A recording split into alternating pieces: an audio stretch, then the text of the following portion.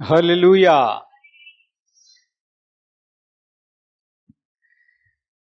యోబు గ్రంథము 8వ అధ్యాయం 1 నుంచి 4 వచనాలు చదువుకుందాం. యోబు గ్రంథం 8వ అధ్యాయం 1 అప్పుడు షూహీయుడగు బిల్దదు ఇట్లా నేను ఎంతకాలము నీ విట్టి మాటలాడుదువు, నీ నోటి మాటలు సుడిగాలి వంటి వాయేను. దేవుడు న్యాయ విధిని రద్దుపరుచున, సర్వశక్తుడగు దేవుడు న్యాయమును రద్దుపరుచున.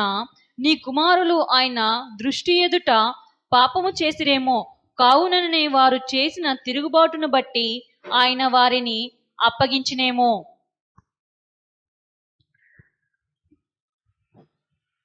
పరిశుద్ధుడైన తండ్రి, మహోన్నతుడైన ప్రభువా, మీ పాదములు వందనాలు. వాక్యమైన దేవ, మీరు మాతో మాట్లాడమని వేడుకుంటున్నాను. నీ వాక్యములో ఉన్నటువంటి సత్యములను మేము గ్రహించి వాక్యానుసారంగా జీవించే కృపా భాగ్యము మాకు దయచేయండి.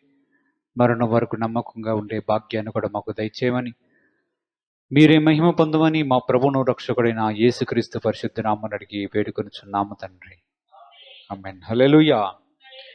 యోబు గ్రంథము 8వ అధ్యాయం 1 నుంచి 4 వచనాలు చదువుకున్నాం.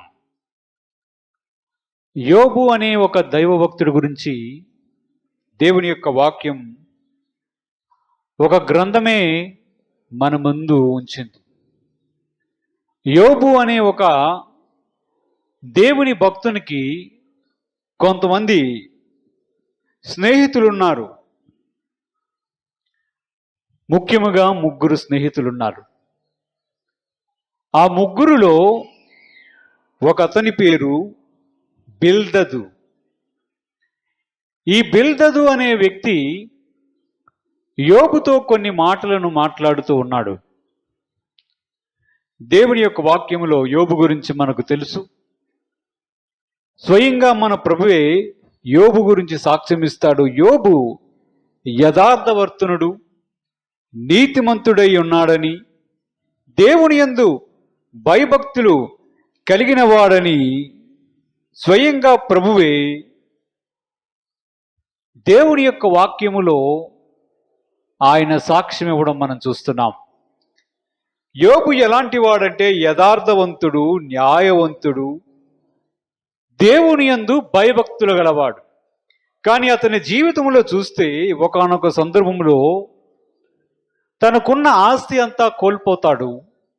తనకున్నటువంటి కుమారులు కూడా కోల్పోతాడు. ఈ సందర్భంలో ఆయన అంటే యోబు బాధపడుతూ ఉండేటప్పుడు అతని స్నేహితుల్లో ఒకడు అయినటువంటి బిల్దదు వచ్చి అతనితో మాట్లాడుతూ ఉన్నాడు. ఏం మాట్లాడుతున్నాడో మనం చూస్తే, దేవుడు న్యాయ విధిని రద్దుపరచునా, సర్వశక్తుడు అగు దేవుడు న్యాయమును రద్దుపరచునా అనే 3వ వచనములో మనం చూస్తాం.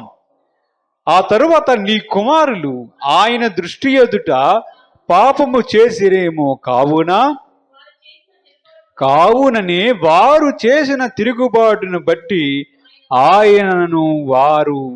ఆయన వారిని అప్పగించనేమో అనే మాటను బిల్దదు అని యోబు యొక్క స్నేహితుడు మాట్లాడుతున్నట్లుగా మనం చూస్తాం.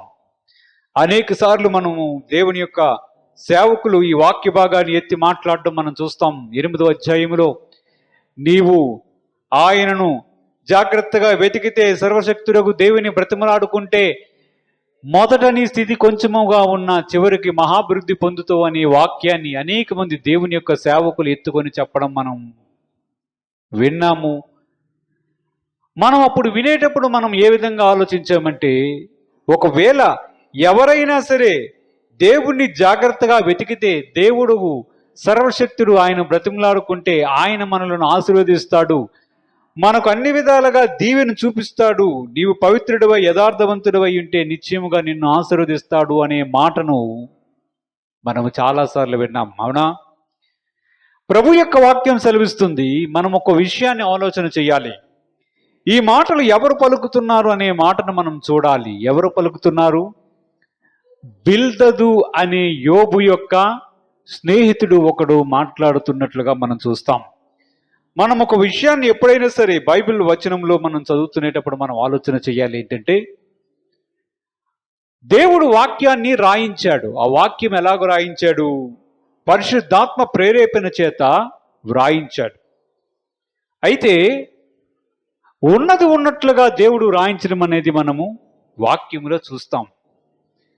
ఒకానొక స్నేహితుడు, యోబు యొక్క ఒకానొక స్నేహితుడు బిల్దదు మాట్లాడుతున్న మాటలను కూడా దేవుడే వ్రాయించి ఉంచాడు. అది దేవుని మాట అవుతుందా లేదా బిల్దదు మాట అవుతుందా అనే వ్యత్యాసాన్ని మనం చూడగలగాలి. ఉన్నది ఉన్నట్లు దేవుడు రాయించినప్పుడు దేవుడు దాన్ని ఏం చేశాడంటే రికార్డ్ చేశాడు. ఏం చేశాడు? రికార్డ్ చేశాడు గనుక ఆ మాట ఎవరిది అనేది మనం చూడాలి. ఆ మాట ఎవరిది అని చూడాలి. దావీదు పలానా వ్యక్తి మీదకి వెళ్ళాడు, యుద్ధము చేశాడు, విజయం పొందాడు అని రాయించినప్పుడు దేవుడు ఏం చెప్తున్నాడు? అక్కడ దావీదు చేసిన యుద్ధము గురించి అక్కడ వ్రాయడం మనం చూస్తున్నాం. అది నిజము మరియు యథార్థము గనుక దేవుడు దాన్ని రాయించి అక్కడ పెట్టినట్లుగా మనం గమనించాలి. ఇక్కడ బిల్దదు చెప్పిన మాట దేవుడు ఉన్నది ఉన్నట్లుగా వ్రాయించి బైబిల్ గ్రంథములో మన కోసం రాయించి ఉంచాడు. అయితే అక్కడ చెప్పినటువంటి బిల్దదు మాటను తీసుకొని మనము గాని ఒకవేళ దేవుడు ఇదే చెప్తున్నాడు అని మనం భావిస్తే మనము పొరపాటు పడే అవకాశం ఉంది. ఈ విషయాన్ని మనం స్పష్టంగా గ్రహించాలి. ఆ మాట దేవుడు చెప్పాడా, ప్రవక్త చెప్పాడా, లేదా ఒక అపొస్తలుల ద్వారా దేవుడు ఆ మాటలను చెప్పించాడా, పరిశుద్ధాత్మ ద్వారా చెప్పించాడా అనే మాటను మనం చూడాలి. మనము యేసు ప్రభు వారి పుట్టుకలో మనం చూస్తునేటప్పుడు మరియ ప్రవచించిందా? ప్రవచించింది. కానీ అక్కడ వాక్యం రాయబడి ఉంది, మరియ పరిశుద్ధాత్మ ద్వారా. మరియా ఎవరి దగ్గరికి వెళ్ళింది? జకర్యా దంపతులను చూడడానికి వెళ్ళేటప్పుడు అక్కడ ఎవరు? ఎలిజబెత్ పరిశుద్ధాత్మ ద్వారా మాట్లాడడం మనం చూస్తాం. అక్కడ ఎలిజబెత్ మాట్లాడిందా లేదా దేవుడు మాట్లాడా అనే మాటను మనం అక్కడ వ్యత్యాసం చేసి చూడాలి. అక్కడ పరిశుద్ధాత్మ ప్రేరేపణ చేత ఎలిజబెత్ మాట్లాడింది కనుక అది దేవుడు పలికించిన మాటగా మనం చూడాలి. ఇక్కడ బిల్దదు అనే యోబు స్నేహితుడు మాట్లాడుతున్నాడు అనే విషయాన్ని మనం మర్చిపోకూడదు. బిల్దదు యొక్క ఆలోచనలు మనం చూస్తే వాక్యంలో వ్రాయబడి ఉంది. ఆయన చెప్తున్నాడు, యోబుతో మాట్లాడుతున్నాడు, దేవుడు న్యాయ విధిని రద్దుపరచునా? సర్వశక్తుడగు దేవుడు న్యాయమును రద్దుపరచునా అంటున్నాడు. అంటే ఏం చెప్తున్నాడు? దేవుని యొక్క న్యాయమును గురించి బిల్దదు కొన్ని మాటలను పలుకుతూ ఉన్నాడు. బిల్దదుకు ఉన్నటువంటి అవగాహన ఏంటంటే దేవుడు ఎలాగ న్యాయం తీరుస్తాడో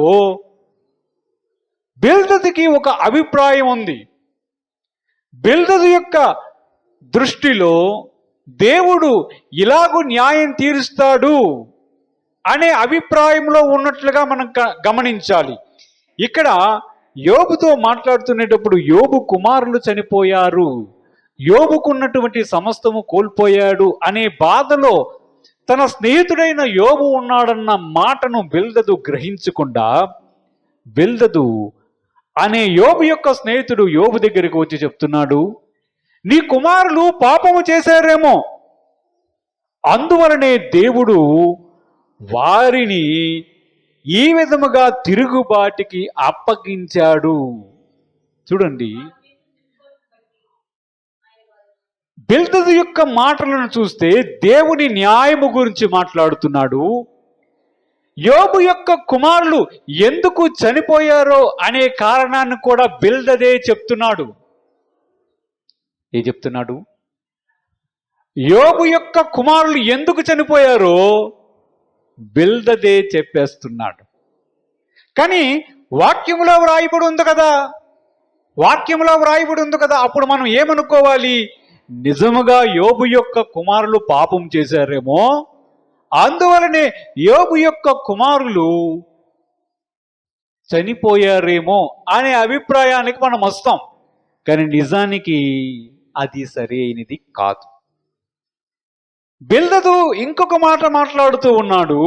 ఏమంటున్నాడంటే, దేవుడు అసలు న్యాయాన్ని తప్పుతాడా? దేవుడు సర్వశక్తిమంతుడు, ఆయన న్యాయవంతుడు గనక ఆయన ఏమాత్రం న్యాయం తప్పడు. అందుకే వెంటనే నీ కుమారులు పాపము చేశారు గనుక నీ కుమారులు మరణానికి అప్పగించబడ్డారు అనే విషయాన్ని బిల్దదు మాట్లాడుతున్నట్లుగా చూస్తున్నాం. బిల్దదుకి ఒక విషయం అర్థం అవడం లేదు. బిల్దదు ఏమని మాట్లాడుతున్నాడంటే, బిల్దదుకి ఒక విషయం అర్థం అవడం లేదు. బిల్దదుకి దేవుడు తన న్యాయాన్ని ఎలాగూ నెరవేరుస్తాడు అనే ఆలోచన లేదు. ఏముంది? దేవుడు న్యాయాన్ని ఎలాగూ తీరుస్తాడు అనే అభిప్రాయం, అనే ఆలోచన బిల్దదుకి ఉన్నటువంటి ఆలోచన సరి అయినది కాదు. సాధారణంగా ప్రజల దగ్గరికి క్రైస్తవులైన వారే వెళ్ళి ఎలా ఆలోచిస్తారంటే, నీవు ఏదో పాపము చేసి ఉండాలి, నీవేదో అతిక్రమం చేసి ఉండాలి, అందుకే నీకు శిక్ష వచ్చింది అని మాట్లాడే ప్రజలను మనం చూస్తామా? అవి బిల్దదు వంటి మాటలు. కానీ వారికి దేవుడు తన న్యాయాన్ని ఎలాగూ నెరవేరుస్తాడో అనే అభిప్రాయం సంపూర్తిగా లేనివారు. వారికి ఎలాంటి అభిప్రాయం ఉంటుందంటే, సాధారణంగా దేవుడు న్యాయవంతుడు, అది కరెక్టే, కానీ దేవుడు ఎలాగూ న్యాయం తీరుస్తాడో అది ప్రజలకు సరిగ్గా అవగాహన ఉండదు.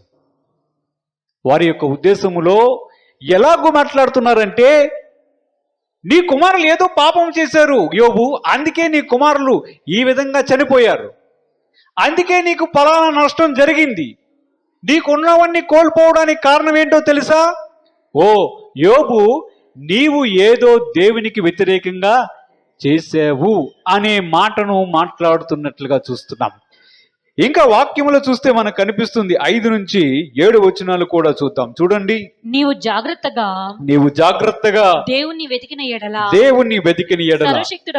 సర్వశక్తుడగు దేవుణ్ణి బతిమలాడుకున్న ఎడల నీవు పవిత్రుడవై యథార్థవంతుడవైన ఎడల నిశ్చయముగా ఆయన నీ యందు శ్రద్ధ నిలిపి నీ నీతికి తగినట్లుగా నివాస స్థలమును వర్ధిల్ల చెయ్యును. అప్పుడు నీ స్థితి మొదట కొద్దిగా నిన్ను తుదును నీవు మహాభివృద్ధి పొందుదువు. ఈ మాటను ఎవరు చెప్తున్నారు? బిల్దదు అనే యోబు యొక్క స్నేహితుడే చెప్తూ ఉన్నాడు. అందుకే మనం ఆలోచన చెయ్యాలి, ఎవరు మాట్లాడుతున్నారు? నిజముగా దేవుడు అతని ద్వారా పలికించాడా, లేదా బిల్దదు అనే మానవుడే తన అభిప్రాయాన్ని వ్యక్తపరుస్తున్నాడా, లేదా ఒక ప్రవక్త ద్వారా దేవుడు ఆ మాటలను చెప్పిస్తున్నాడా? దానిలో అథారిటీ ఏంటి, దానిలో ఉన్నటువంటి దేవుని యొక్క అభిప్రాయం ఏంటి, వ్యక్తిగతమైనటువంటి అభిప్రాయం ఏమిటో మనం చూడాలి. మనకు ఎలా కనిపిస్తుందంటే ఈ వాక్యం చదివినప్పుడు, ఒకవేళ మనము పవిత్రుడమై యథార్థముగా ఉంటే నిశ్చయముగా దేవుడు మన యందు శ్రద్ధ నిలిపి మనకు మేలు చేస్తాడు, మనం అభివృద్ధి పొందుతాం. అంటే మనం అభివృద్ధి పొందడం లేదంటే, మనకి ఏమీ లేదంటే దానికి కారణం ఏంటంటే, మనం పవిత్రులము కాదేమో, మనము యథార్థవంతులము కాదేమో, అందుకే దేవుడు మన యందు శ్రద్ధ నిలపడం లేదేమో అనే అభిప్రాయానికి వస్తాం. ఇప్పుడు మనం చూస్తున్నది ఏంటంటే, యోబు యొక్క జీవితంలో యోబుకు వచ్చినటువంటి శ్రమను బిల్దదు అనే ఒక వ్యక్తి చూస్తూ ఉన్నాడు. యోబుకి ఎందుకు ఇలాగూ జరిగిందో బిల్దదుకు అసలు విషయం తెలియదు. బిల్దదు అనే యోబు యొక్క స్నేహితుడి యొక్క దృష్టిలో యోబు ఏదో చేసుండాలి, యోబు ఏదో పాపము చేసుండాలి, యథార్థవంతుడిగా లేడేమో, అందుకే ఇలాగూ జరిగిందేమో అనే అభిప్రాయంలో ఉన్నాడు. ఒకని యొక్క శ్రమకి వారి పాపమే కారణమని బిల్దదే అక్కడ డిక్లేర్ చేస్తూ ఉన్నాడు. నిజానికి పాపం వల్ల ఒక మనిషి జీవితంలో శ్రమ రావడానికి, కష్టము రావడానికి కారణమవుతుందేమో కానీ అది ఒక్కటే కారణం ఎప్పటికీ కాదు. వాక్యంలో చూస్తే దేవుడు స్వయంగా యోబు గురించి చెప్తున్నాడు.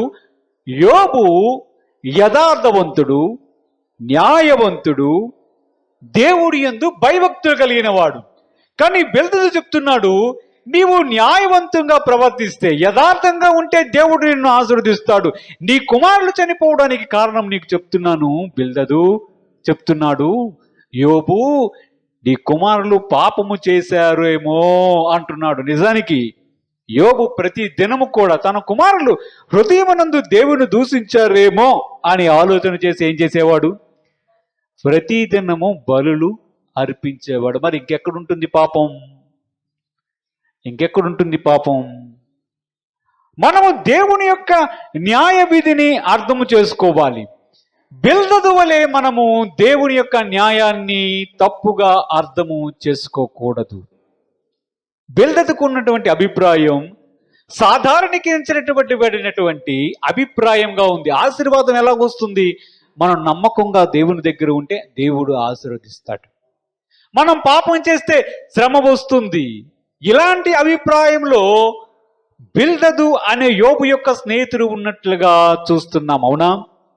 ఒక విధంగా చూస్తే అది పాక్షికంగా కొంతవరకు బిల్దదు చెప్పిన మాట సరైనదిగా అనిపిస్తుంది. కానీ నిజానికి బిల్దదు యొక్క మాటలలో సంపూర్ణ సత్యం లేదు. బిల్దదు యొక్క అభిప్రాయంలో దేవుని యొక్క న్యాయం ఏంటంటే ఇమీడియట్ జస్టిస్. వెంటనే దేవుడు న్యాయం తీర్చేస్తాడు, లేదా వెంటనే దేవుడు మనం ఇలాగ ఉంటే దేవుడు మనల్ని ఆశీర్వదిస్తాడు అనే ఫార్ములా మీద ఆధారపడినటువంటి బిల్దదు యొక్క అభిప్రాయమే గాని అది నిజముగా దేవుని యొక్క ఉద్దేశం అయితే కాదు. అందుకే న్యాయం తప్పుతాడా? కరెక్ట్గా న్యాయం తీర్చాడు. నీ కుమారులు నువ్వు ఏదో చేయడం వల్లే దేవుడు న్యాయం తీర్చి ఎలాగూ చేశాడు అనే మాటను బిల్దదు పలికాడు. దేవుడు ఆ మాటలను విన్నాడు. మనకెలా కనిపిస్తుందంటే, సాధారణంగా దేవుని యొక్క న్యాయం గురించి మనం ఆలోచన చేస్తున్నప్పుడు మనం ఎలాగ ఆలోచిస్తామంటే, నేను ఇలాగూ చేశాను కనుక దేవుడు నన్ను తప్పనిసరిగా దీవిస్తాడు. వెంటనే దేవుడు తన యొక్క న్యాయాన్ని ప్రకటిస్తాడు. ఎవరైనా ఒక వ్యక్తిని చూసి మనం ఏమనుకుంటామంటే, వాడు అంత పాపము చేస్తున్నాడు, దేవుడికి వ్యతిరేకంగా జీవిస్తూ ఉన్నాడు, అయినా సరే వాడి జీవితంలో అన్ని రకాలైనటువంటి అభివృద్ధిని, మేలును చూస్తున్నాను, వాడికి ఎందుకు తీర్పు ఆలస్యం అవ్వడం లేదు, ఆలస్యం అవుతుంది అనే అభిప్రాయంలోనికి వస్తాం. అవునా? మనకున్న అభిప్రాయం ఏంటి? మనకున్న అభిప్రాయం ఏంటంటే ఇమీడియట్ జస్టిస్ అయిపోవాలి, వెంటనే మనకి న్యాయం అనేది జరగాలి అనే అభిప్రాయంలో ఉంటాం. అవునా? కానీ దేవుని యొక్క న్యాయ విధిని బిల్దదు అంచనా వేయడానికి ప్రయత్నం చేసినట్లుగా మనం చూస్తాం. దేవుని యొక్క న్యాయ విధిని ఏ ఒక్క వ్యక్తి కూడా అంచనా వేయలేడు. ఏం చేయగలడు? దేవుని యొక్క న్యాయ విధిని ఏ ఒక్క వ్యక్తి కూడా అంచనా వేయలేడు. దేవుడి దగ్గర మనకి రెండు రకాలైనటువంటి పద్ధతులు కనిపిస్తాయి. మొదటిది చూస్తే ఇమీడియట్ జస్టిస్, తర్వాత అల్టిమేట్ జస్టిస్ అనేది ఉంటుంది. ఏముంటుంది? వెంటనే దేవుడు న్యాయము తీర్చే గుణము కలిగి ఉన్నవాడు అనుకుంటున్నాడు బిల్దదు. దేవుడి దగ్గర చిట్ట చివరిగా ఆయన తీసుకునే న్యాయము కూడా ఉంటుంది. అర్థమవుతుందా? బిల్దదు యొక్క అభిప్రాయంలో యోబు కుమారులు ఇలాగూ చేశారు కనుక దేవుడు వెంటనే న్యాయము తీర్చేశాడు అనుకుంటున్నాడు. నిజానికి అది సరి అయినది కాదు. అందుకే మనం వాక్యములో చూద్దాం. అదే యోబు గ్రంథములో 42వ అధ్యాయంలో మనం చూస్తే అక్కడ మనకు కనిపిస్తుంది. చూడండి, 42వ అధ్యాయం 7 నుంచి 9 వచనాలు చదువుకుందాం. యోబు గ్రంథం. యెహోవా యెహోవా యోబుతో ఆ మాటలు పలికిన తర్వాత ఆయన తేమానీయుడైన ఎలీఫజుతో ఇలాగు సెలవిచ్చెను, నా సేవకుడైన యోబు పలికినట్లు మీరు నన్ను గురించి యుక్తమైనది పలకలేదు గనక నా కోపము నీ మీదను నీ ఇద్దరు స్నేహితుల మీదను మండుచున్నది. కాబట్టి 7 ఎడ్లను 7 పొట్టేళ్లను మీరు తీసుకొని నా సేవకుడైన యోబునొద్దకు పోయి మీ నిమిత్తము దహన బలి అర్పింపవలెను. అప్పుడు నా సేవకుడైన యోబు మీ నిమిత్తము ప్రార్థన చేయును. మీ అవివేకమును బట్టి మిమ్మును శిక్షింపక యుండునట్లు నేను అతనిని మాత్రము అంగీకరించెదను. ఏలయనగా నా సేవకుడైన యోబు పలికినట్లు మీరు నన్ను గురించి యుక్తమైనది పలకలేదు. తేమనీయుడైన ఎలీఫజును, షూహీయుడైన బిల్దాదును, నయామాతీయుడైన జోఫరును పోయి యెహోవా తమకు ఆజ్ఞాపించినట్లు చేయగా యెహోవా వారి పక్షమున యోబును అంగీకరించిన. దేవునికి స్తోత్రం కలుగును గాక. హల్లెలూయా, హల్లెలూయా. ప్రభు ఇప్పుడు స్వయంగా ఈ యోబు గ్రంథము చివరి అధ్యాయంకి వచ్చినప్పుడు ప్రభు మాట్లాడుతున్నాడు, డైరెక్ట్ గా మాట్లాడుతున్నాడు. ఎవరితో? ఎలీఫజు అని యోబు యొక్క ఇంకొక స్నేహితునితో మాట్లాడుతూ ఉన్నాడు. దేవుడు మాట్లాడుతూ ఎలీఫజును అతని యొక్క 2 స్నేహితులను గద్దిస్తూ ఉన్నాడు. ఏమంటున్నాడు తెలుసా? నా సేవకుడైన యోబు పలికినట్లుగా మీరు మాట్లాడలేదు, అంతేకాకుండా మీరు అవివేకముగా ఎవరి గురించి మాట్లాడారు? అక్కడ చూడండి. ఆ మాటలు పలికిన తర్వాత ఏమని చెప్పాడు? నా సేవకుడైనటువంటి యోబు పలుకున్నట్లు మీరు నన్ను గూర్చి యుక్తమైనది పలకలేదు. అంటే ఏం చెప్తున్నాడు దేవుడు?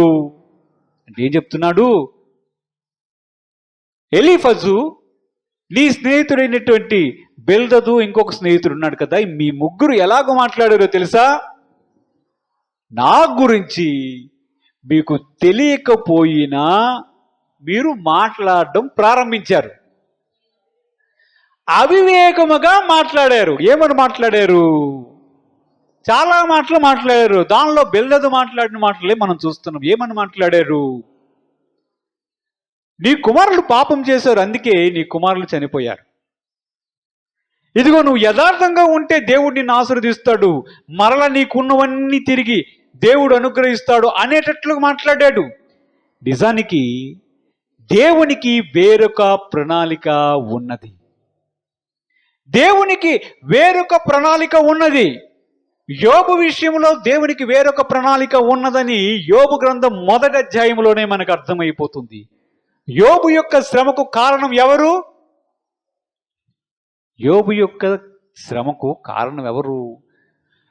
యొక్క కుమారులు చనిపోవడానికి కారణం ఎవరు? యోబు యొక్క ఆస్తి కోల్పోవడానికి కారణం ఎవరు? యోబు యొక్క కుమారులు చనిపోవడానికి వారి కుమారులు చేసిన పాపమా? కానీ కాదు. యోబు తన ఆస్తిని కోల్పోవడానికి కారణం యోబు అతిక్రమమా? కానీ కాదు. కానీ బిల్దదు మాట్లాడినటువంటి మాటలు చూస్తే మనకు ఎలా కనిపిస్తుందంటే, ఇలాగూ జరిగింది గనక పాపమే దీనికి కారణం, దేవుడు అందుకే వెంటనే తీర్పు తీర్చి న్యాయం చేర్చాడు అనేటట్లుగా మాట్లాడాడు. ఆ మాటలు దేవునికి నచ్చలేదు. అవి దేవుని దృష్టిలో అవివేకంగా కనిపించాయి. ఎందుకంటే అసలు బిల్దదుకి కామన్ సెన్స్ లో ఆలోచిస్తున్నాడు, కానీ దేవుని యొక్క న్యాయ విధిని ఆలోచించే స్థాయిలో మాట్లాడడం లేదు. దేవుని యొక్క న్యాయ విధి అనేది న్యాయం ఎలాగూ తీరుస్తాడు, దేవుడు ఒక వ్యక్తిని ఎందుకు ఆశీర్వదిస్తాడు, దేవుడు ఒక వ్యక్తిని ఎందుకు శిక్షిస్తాడు, ఎప్పుడు శిక్షిస్తాడు, ఆ టైమింగ్ కూడా బిల్దదుకు తెలియదు. బిల్దదుకి అవగాహన లేదు. బిల్దదు యొక్క దృష్టిలో ఇలాగూ చేశారు గనక వెంటనే శిక్ష వచ్చింది. ఇది దేవుడు చేశాడు, వారి పాపమని దానికి 2 లింక్ పెట్టి మాట్లాడడం యోబు యొక్క గాయాన్ని మరింత పెంచినట్టు అవుతుంది, కానీ యోబును ఓదార్చినట్లుగా అవ్వదు. అంతేకాకుండా సమస్తము అర్థమైపోయింది, దేవుని యొక్క ఉద్దేశం ఏమిటో నాకు పూర్తిగా అర్థమైపోయింది అనేటట్లుగా బిల్దదు మాట్లాడాడు. కానీ బిల్దదు యొక్క మాటలు పూర్తి సత్యమైనవి కాదు. దానిలో సగం నిజముంది. దేవుడు న్యాయవంతుడా? న్యాయవంతుడే. దేవుడు యథార్థముగా ఉన్నవాడిని ఆశీర్వదిస్తాడా? ఆశీర్వదిస్తాడు. కానీ దేవుడు ఆశీర్వదించడానికి తనదైన శైలి ఉంది. దేవుడు ఒక వ్యక్తిని న్యాయం తీర్చడానికి తనదైన శైలి ఉంది. బిల్దదు యొక్క మైండ్ ఏంటంటే, ఆలోచన ఏంటంటే, వెంటనే దేవుడు న్యాయం తీర్చాడు, వెంటనే దేవుడు న్యాయం చేస్తాడు అనే అభిప్రాయంలో బిల్దదు ఉన్నాడు. అది పూర్తిగా అబద్ధం, అది పూర్తిగా అసత్యమైనది. అందుకే దేవుడు ఆ ముగ్గురు స్నేహితుల మీద దేవుడు కోపగించడం ప్రారంభించాడు. డైరెక్ట్గా మాట్లాడుతున్నాడు, స్నేహితులతోనే, వ్యక్తులతోనే మాట్లాడుతున్నారు. మీరు అవివేకంగా ప్రవర్తించారు, మీ మీద నా కోపం మండుతుంది, మీరేం మాట్లాడారు? నీకు తెలుసా, అపవాది నా దగ్గరికి వచ్చి నా కుమారుడు, నా భక్తుడైనటువంటి యోబును శోధించడానికి వచ్చి నన్ను బ్రతిమలాడుకున్నాడనే విషయం నీకు తెలుసా? అసలు యోబు యొక్క కుమారుడు చనిపోవడానికి కారణం నీకు తెలుసా? యోబు యొక్క ఆస్తి కోల్పోవడానికి కారణం నీకు తెలుసా? యోబు యొక్క ఆరోగ్యం కోల్పోవడానికి కారణం నీకు తెలుసా? కానీ నీవు దానికి కారణం నేను అని చెప్పావు. అంతేకాకుండా అది దేవుడు వెంటనే తీర్పు తీరుస్తాడు అనే అభిప్రాయంలో నువ్వు, అసలు నేను ఎలాగూ తీర్పులు తీరుస్తానో నీకు తెలుసా? నేను ఎలాగూ న్యాయం చేరుస్తానో నీకు తెలుసా? నీ ఉద్దేశంలో ఏంటంటే, ఒక వ్యక్తి పాపం చేయగానే తీర్పు తీర్చేస్తాను అనే అభిప్రాయంలో ఉన్నావు. బిల్దదు, ఇది అవివేకం. నా న్యాయం ఎలాగుంటుందో తెలుసా? మనుషుల యొక్క అభిప్రాయ ప్రకారం ఉండదు. నాదొక స్టైల్ ఉంది, నాదొక ప్యాటర్న్ ఉంది. దాన్ని ఎవరు ప్రిడిక్ట్ చేయలేరు, దాన్ని ఎవరు ఊహించలేడు, అంచనా వేయలేడు. కానీ బిల్దదు మొత్తము దేవుని హృదయాన్నే తెలుసుకున్నట్లుగా ఇందుకే చేశాడు యోబు. నువ్వు కానీ నిజంగా యథార్థవంతుడైతే నువ్వు కోల్పోయినవన్నీ నీకు తిరిగి మరలా ఇచ్చేస్తాడు. ఇలాంటి మాటలనే చెప్తున్నాడు. దానిలో ఎలా ఉన్నాయంటే, సగం రైట్ ఉంది, సగం వ్యక్తిగత ఆలోచనలు ఉన్నాయి. అక్కడ దేవునికి నచ్చలేదు. అందుకే చెప్పాడు, మీ ముగ్గురు ఏం మాట్లాడారో తెలుసా? అవివేకంగా మాట్లాడారు యోబుతోని. నా సేవకుడైనటువంటి యోబు మాత్రం చక్కగా మాట్లాడాడు. యెహోవా ఇచ్చాడు, యెహోవా తీసుకుని వెళ్ళిపోయాడు. ఎంత చక్కగా మాట్లాడాడు. అతని భార్య వచ్చి నన్ను దూషించమని చెప్తే యెహోవా ఇచ్చాడు, యెహోవా తీసుకుని వెళ్ళిపోయాడు. మూర్ఖురాల వలె మాట్లాడుతున్నావు. అయినను తన యథార్థతను విడిచిపెట్టని నీతిమంతుడైనటువంటి యోబు అని దేవుని చేత సాక్ష్యం పొందాడు. అలాంటి వ్యక్తి దగ్గరికి వెళ్ళి ఎలాగ మాట్లాడుతున్నారు? ఇది హ్యూమన్ టెండెన్సీ. మనుషుల యొక్క అభిప్రాయం, వారి యొక్క అంచనాలు ఎలాగున్నాయో దేవుడు కూడా అలాగే పనిచేస్తాడు అని అనుకుంటారు. ఏమనుకుంటారు? మనుషుల యొక్క అభిప్రాయాలలో ఇప్పుడు ఎవరైనా ఉన్నారు, పాపం చేస్తూ ఉన్నారు, వారేమో విస్తారముగా అభివృద్ధి పొందుతున్నారు. మీరు దేవుడు దేవుడు అనుకున్నారు. మీకేమనిపిస్తుంది? ఏమనిపిస్తుంది? మన పట్ల ఒకడు విరోధముగా ప్రవర్తించాడు, మనకు నష్టం చేకూర్చాడు. ఉపవాసం ఉన్నావు, ప్రార్థన చేశావు, దేవా న్యాయం తీర్చు, దేవా న్యాయం తీర్చునంటే మన యొక్క ఎక్స్పెక్టేషన్ ఎలా ఉంటుందంటే, మనం ఇక్కడ ఆమెననే లోపల అవతల ఏదో ఒకటి జరిగిపోవాలి. అంతేనా? అంతే కదా.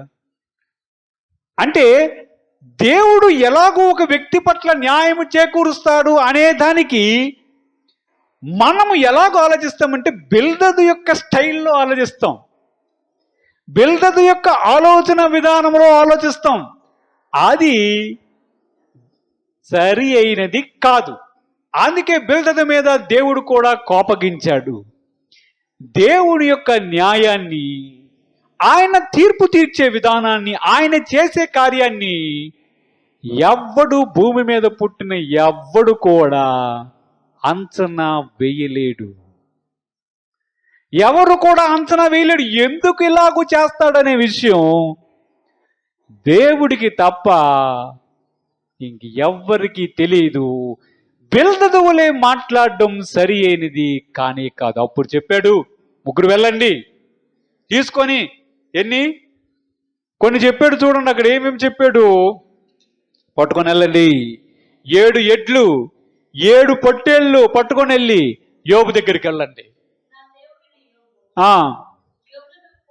పోయి దహన బలి అర్పింపవలెను.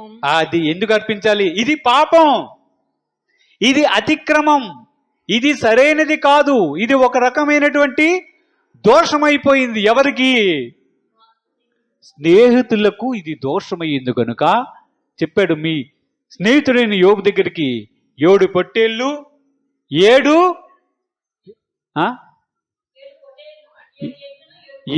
ఎడ్లు 7 పొట్టేలు పట్టుకుని దహన బలి అర్పించండి.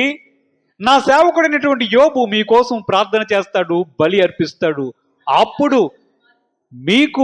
మీరు మాట్లాడిన అవివేక మాటలకు క్షమాపణ దొరుకుతుంది అని అంటే, తిన్నగా చక్కగా పొరపాటు చేశామన్న విషయాన్ని గ్రహించి ఆ 7 పొట్టేళ్లను 7 ఎడ్లను పట్టుకొని వెళ్ళి దహన బలి అర్పిస్తే, యోబు వారి నిమిత్తం ప్రార్థన చేస్తే దేవుడు వారిని అంగీకరించి, సర్లేరా పుండ్రా, వీరు మాట్లాడిన అవివేక మాటలను క్షమించాను అన్నట్లుగా వాక్యంలో వ్రాయించాడు. మనం వాక్యంలో చూద్దాం. కీర్తన గ్రంథం 73వ అధ్యాయంలో 3 నుంచి 5 వచనాలు కూడా చూద్దాం. 73వ అధ్యాయంలో కీర్తన గ్రంథం, భక్తిహీనుల క్షేమము నా కంటబడినప్పుడు గర్వించు వారిని బట్టి నేను మసరపడి తిని, మరణమందు వారికి యాతనలు లేవు, వారు పుష్టిగా నున్నారు. ఇతరులకు కలుగు ఇబ్బందులు వారికి కలగవు, ఇతరులకు పుట్టినట్లు వారికి తెగులు పుట్టదు. ఏమంటున్నాడు? ఇక్కడ ఒక కీర్తనాకారుడు ఉన్నాడు. ఆయన పేరేంటి? ఆసాపు. ఇవి ఎవరి మాటలు? మరలా మనం ఇది ఎవరి మాటలు? ఆసాపు యొక్క అభిప్రాయాన్నే దేవుడు వాక్యములో వ్రాయించాడు. అది నిజమే. ఇందాక మనం చూసినవి బిల్దదు మాటలే, కానీ దేవుడు వాక్యములో వ్రాయించాడు. ఇప్పుడు ఆసాపు చెప్తున్నాడు, భక్తిహీనులను చూశాడంట. చూచి ఏమనుకుంటున్నాడు? వారికి క్షేమంగా ఉన్నారంట. ఏ చీకు చింత బాధ ఏమీ లేదు. చూస్తున్నాడు, రోజు మందిరంకి వెళ్ళి ప్రార్థన చేస్తున్నాను. ఈ భక్తిహీనుడు ఉన్నాడు, వాడు ఏ రోజు కూడా దేవునికి భయపడినట్లుగా లేదు. వాడు చూస్తే క్షేమంగా ఉన్నాడు. వాడు గర్వించి మాట్లాడుతున్నాడు, ఇతరుల మీద దూషణ పలుకుతున్నాడు. పుష్టిగా ఉన్నాడు. ఎలా ఉన్నాడు? పుష్టిగా ఉన్నాడు.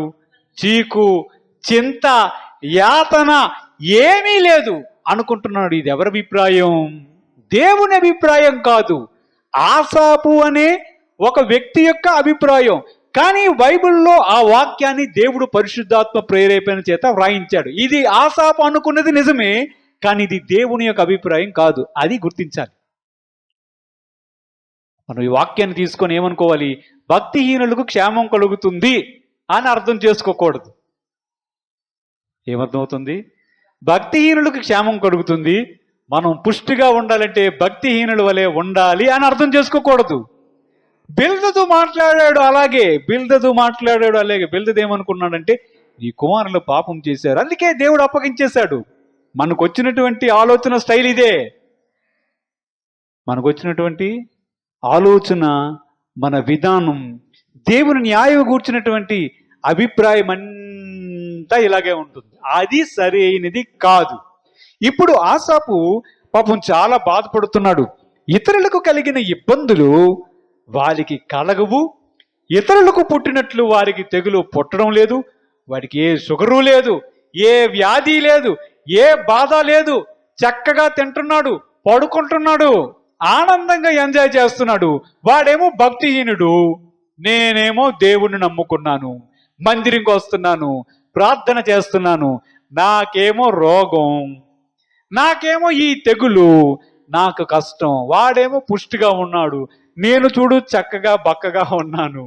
వాడికేమో ఏ తెగులు లేదు, ఏ అనారోగ్యం లేదు, వాడు కోడి మేక అన్ని తింటున్నాడు. నేను ఏమీ తినలేకపోతున్నాను, వాడికేమో క్షేమంగా ఉంది, నేనేమో దేవుడు నమ్ముకున్నాను.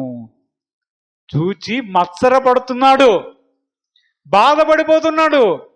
దేవా, ఇంతేనా ఇంతేనా నీ యందు భయభక్తులు గల వారికి నీవు ఎలాగ చేయాలో తెలుసా? ఇప్పుడు దేవుని న్యాయము గురించి ఆసాపు కూడా తన హృదయంలో ఆలోచన చేస్తున్నాడు.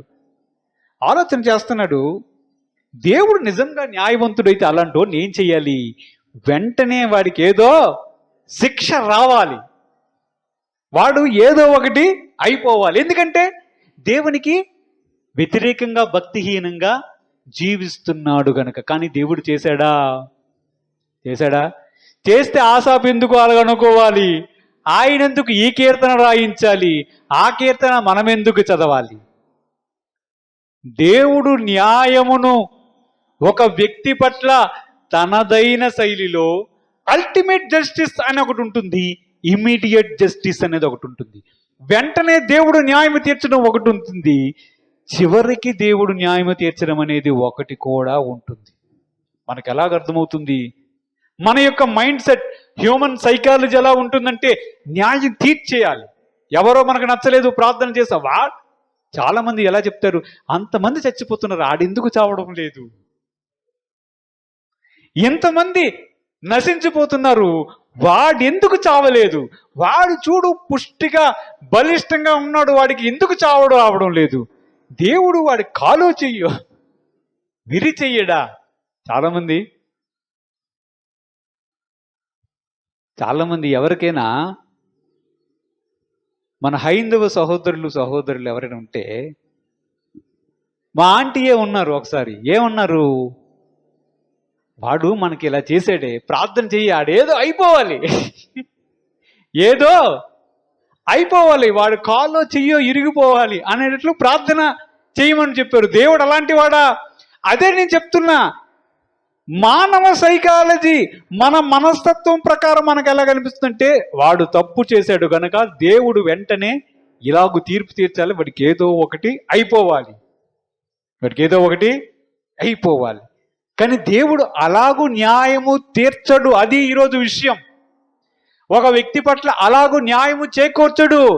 బిల్దదు ఆలోచన సరైనది కాదు. బిల్దదు మాటల్లో సగమే నిజం ఉంది, సగము ఆయనకి అర్థము కాని విషయం ఉంది. అవి కూడా మాట్లాడేశాడు. దేవుని కోపం బిల్దదు మీద కూడా వచ్చింది. ఇంకా వాక్యములు చూద్దాం, 12 నుంచి 15 వచనాలు చదువుకుందాం. ఇదిగో ఇట్టి వారు భక్తిహీనులు వీరు ఎల్లప్పుడు నిశ్చింతగలవారై ధనవృద్ధి చేసుకుందురు. నా హృదయమును నేను శుద్ధి చేసుకొని యునుట వ్యర్థమే. నా చేతులు కడుక్కొని నిర్మలుడై యునుట వ్యర్థమే. దినమంతయు నాకు బాధ కలుగుచున్నది. ప్రతి ఉదయమున నాకు శిక్ష వచ్చుచున్నది. ముచ్చటింతునని నేను అనుకొనిన ఎడల నేను నీ కుమారుల వంశమును మోసపుచ్చిన వాడనగుదును. ఇప్పుడు ఏమంటున్నాడు? అనుకున్నాడంట. ఏమనుకున్నాడు? భక్తిహీనులు ఉన్నారు, వారికి నిశ్చింత ఉంది, ఏ టెన్షన్ లేదు. ధనాభివృద్ధి చూస్తే కోట్లుగా ఉంది, చీకు లేదు, తెగులు లేదు, బాధ లేదు, ధనం ఉంది, అంతా క్షేమంగా ఉంది. నేను దేవుడి దగ్గరికి వచ్చాను, దేవుని సన్నిధిలో భక్తిగా ఉన్నాను, నాకు అనిపిస్తుంది నా హృదయం కూడా యథార్థముగా ఉంచుకొని శుద్ధిగా ఉంచుకోవడం వ్యర్థం. అంటే ఇది ఏమన్నాడు? నేను యథార్థముగా ఉండి శుద్ధి చేసుకొని భక్తిగా ఉండి ఏసయ్యా స్తోత్రం అనుకోవడం వల్ల నాకు ఏమొచ్చింది? ప్రతి ఉదయమున నాకు శిక్ష పడుతుంది, దినమంతా నాకు బాధే. చూడండి, భక్తిహీనుడు భక్తిపరుడు, వీడికి దినమంతా బాధ, డబ్బులు లేవు, ప్రతిరోజు శిక్ష, ప్రతిరోజు చింత. భక్తిహీనుడు ఏ చింత లేదు, ఏ తెగులు లేదు, డబ్బులున్నాయి, క్షేమంగా ఉన్నాడు, అంత హ్యాపీగా ఉన్నాడు. వాడికి యథార్థమైన హృదయం లేదు. ఆసాపు దాన్ని చూసి మండుతుంది. ఆడికి ఆసాపు అనే వ్యక్తికి మండుతుంది. ఏంటి ప్రభువా, భక్తిహీనులే బాగున్నారు కదా, అసలు నేను హృదయంలో ఇలాగ భక్తిగా ఉండడం నాకు అవసరమా? అవసరమా? ఈ ప్రపంచంలో కోటీశ్వరులు ఎవరు? ఎవరు ఎవరు ఎవరి దగ్గర కోట్లు ఉన్నాయి? మన దగ్గర ఉన్నాయా? మన దగ్గర ఎక్కడ ఉన్నాయి? ఉన్నాయా? ఎవరి దగ్గర ఉన్నాయి? ఎవరి దగ్గర ఉన్నాయి? వారి దగ్గర ఉన్నాయి. పోనీ వారి భక్తి పరులా? మీకేమనిపించాలి? దేవుడు న్యాయవంతుడేనా అనుకోవాలా? మనల్ని మోసం చేశారు, మనకు అన్యాయం చేశారు, వాడేమో తిరుగుతున్నాడు హాయిగా. కానీ మనం, ప్రభువా న్యాయము తీర్చు, ప్రభువా వాడిని చూడు, నన్ను కాదు, వాడిని చూడు. మన దృష్టి ఎక్కడ వాడి గురించి పడదు, వాడిని చూడు, వాడేం చేస్తున్నాడు చూడు, హాయిగా ఉన్నాడు, తిరుగుతూ ఉన్నాడు, ఎంజాయ్ చేస్తూ ఉన్నాడు. నేను చూడు, నన్ను మోసం చేసిన వాడిని చూడు, నన్ను బాధ పెట్టిన వాడిని చూడు, నేనేమో ఇలాగున్నాను, నేను బాధపడుతున్నాను. వాడికి ధనం ఉంది, తెగులు లేదు, బాధ లేదు, అనారోగ్యం లేదు, సంతోషంగా ఉన్నాడు. నేను నీ దగ్గరికి వచ్చాను, నాకు రోజు శిక్షే, దినమంతా బాధే, నా శరీరం అంతా రోగమే. ఏంటి ప్రభువా? దీన్ని బట్టి చూస్తే నాకు అర్థమవుతుంది, ఆసాపు అంటున్నాడు, నా హృదయాన్ని శుద్ధిగా ఉంచుకోవడం, నీ దగ్గరకు వచ్చి ప్రార్థన చేయడం అనవసరం ఏంటో. నీవు న్యాయవంతుడివే కానీ నువ్వు న్యాయం ఎందుకు తీర్చడం లేదు? నువ్వు న్యాయం ఎందుకు తీర్చడం లేదు? పోనీ నాకు ఇవ్వకపోతే ఇవ్వకపోయావు, కానీ వాడికి ఎందుకు ఇచ్చావు? బాధ ఏంటంటే వాడికి ఎందుకు ఇచ్చావు? వాడు ఎందుకు అలాగున్నాడు? నేను ఇలాగున్నాను. ఆసాపు కూడా దేవుని న్యాయమును గూర్చి ఆలోచన చేస్తున్నాడు. దేవుడు న్యాయము ఎలాగూ చెయ్యాలి అనే మైండ్ సెట్లో ఆసాపు కూడా ఉన్నాడు. అది ఆసాపు యొక్క మనస్సును దేవుడు వాక్యంలో రాయించాడు. ఇంకెలా లాభం లేదు, ఇలాగైతే నాకు టెన్షన్ ఎక్కువైపోతుంది, ఏదో ఒకటి దీని సంగతి ఏటో తేల్చాలని ఏం చేశాడో చూడండి. 16వ వచనంలో చూడండి.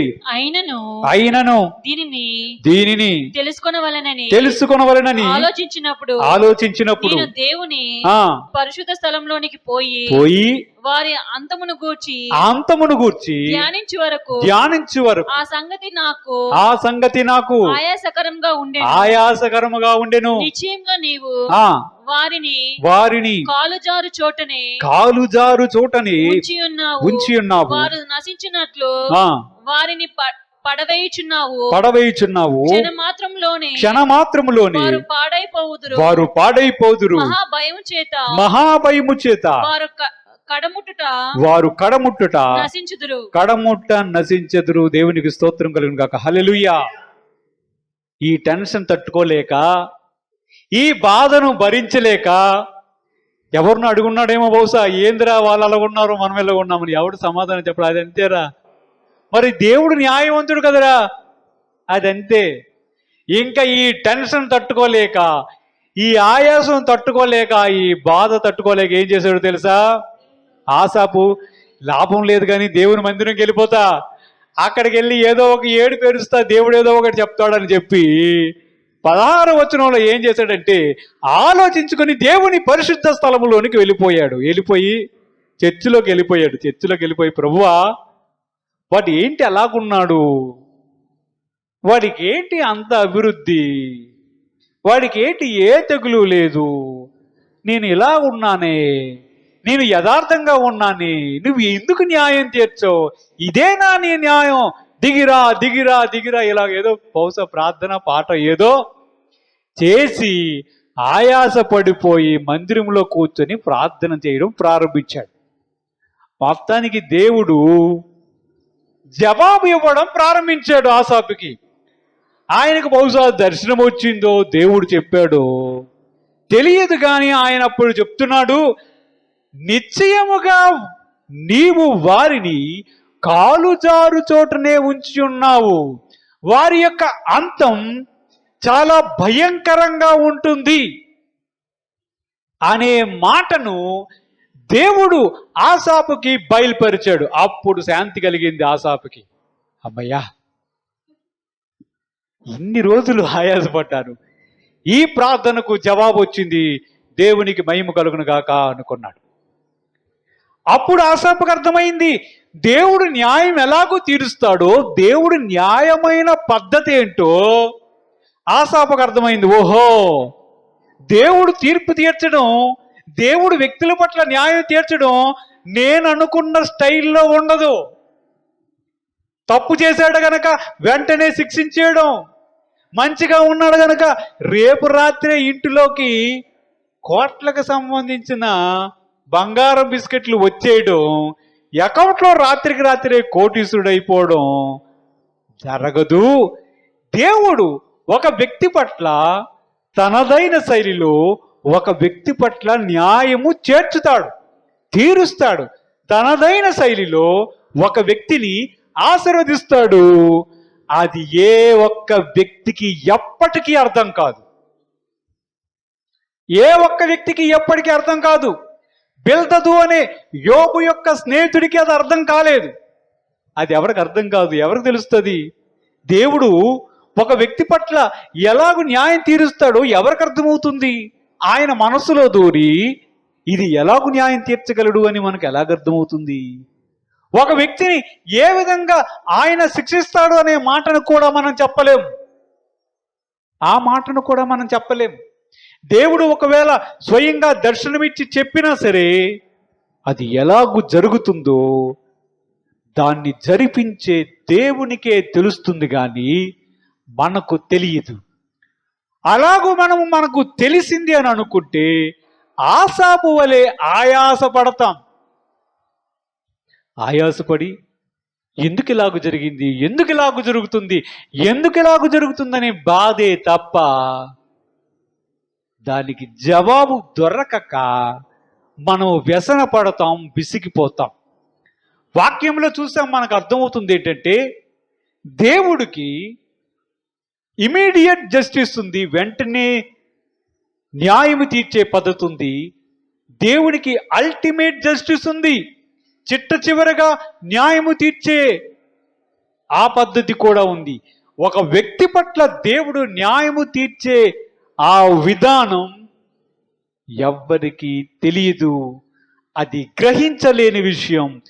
దేవుని మనస్సులో ఎలాంటి ఆలోచనలు ఉన్నాయనేది అవి నెరవేరిన తరువాతే మనకి అవి అర్థమవుతాయి. అంతవరకు మనం వాటిని గురించి ఆలోచన పెట్టుకుంటే మనకు ఆయాసం కలుగుతుంది. కానీ దేవుడు న్యాయవంతుడు, సర్వశక్తి గల దేవుడు అని ఆయన మనం విశ్వసించగలిగితే దేవుడు తనదైన శైలిలో ప్రతి ఒక్కరి విషయంలో తన పద్ధతిలో న్యాయాన్ని తీరుస్తాడు, ఆశీర్వదిస్తాడు, సమస్తాన్ని అనుగ్రహిస్తాడు. ప్రతి కన్నీటి బాష్పాన్ని కూడా ఆయన తుడిచి వేస్తాడు. దేవుడు తన పరిశుద్ధ వాక్యం దీవించుగాక. ఆమెను ప్రార్థన చేద్దాం. పరిశుద్ధుడైన తండ్రి, మహోన్నతుడైన ప్రభువా, మీ పాదములకు వందనాలు, స్తుతులు, స్తోత్రం చెల్లిస్తున్నాం. నీవు న్యాయము తీర్చే దేవుడు తండ్రి. బిల్దదు చెప్పినటువంటిగా నీవు న్యాయవంతుడు. కానీ బిల్దదుకు అర్థము కాలేదు ప్రభువా, నీవు న్యాయము ఎలాగూ తీరుస్తావు అని. ఆసాపు కూడా ప్రభువా ఆయాసపడ్డాడు. కానీ నీ న్యాయ విధానం అనేది నీ మందిరములో ధ్యానించినప్పుడు ఆసాపుకు అర్థమైనప్పుడు అతని మనస్సుకు నెమ్మది, శాంతి కలిగింది. అవును ప్రభువా, నీ కార్యములు అగమ్యములు, అచోరం ప్రభువా తండ్రి, ఎవరు కూడా దానిని గ్రహించలేరు. దేవుడు తాను ప్రేమించు వారికి ఏవి సిద్ధపరిచినో అవి కంటికి కనబడలేదు, చెవినికి వినిపించలేవు, హృదయానికి గోచరము కాలేదనే వాక్యము ద్వారా నీవు సెలవిస్తూ ఉన్నావు. పరిశుద్ధుడైన తండ్రి, నీవు సత్యవంతుడవు, న్యాయవంతుడవు, నీ బిడ్డల పట్ల నీవు సరి అయిన న్యాయము తీర్చువాడవని నీ వాక్యం ద్వారా సెలవిచ్చినందుకు వందనాలు చెల్లిస్తున్నాం. ఈ వాక్యాన్ని మా హృదయం అనే పలక మీద మీరే వ్రాసి మీరే మమ్మల్ని అందరినీ దీవించి ఆశీర్వదించమని మా ప్రభును రక్షకుడైన యేసుక్రీస్తు వారి అతి పరిశుద్ధ నామమున అడిగి వేడుకొనుచు ప్రార్థన చేస్తున్నాము తండ్రి. ఆమేన్. హల్లెలూయా, హల్లెలూయా.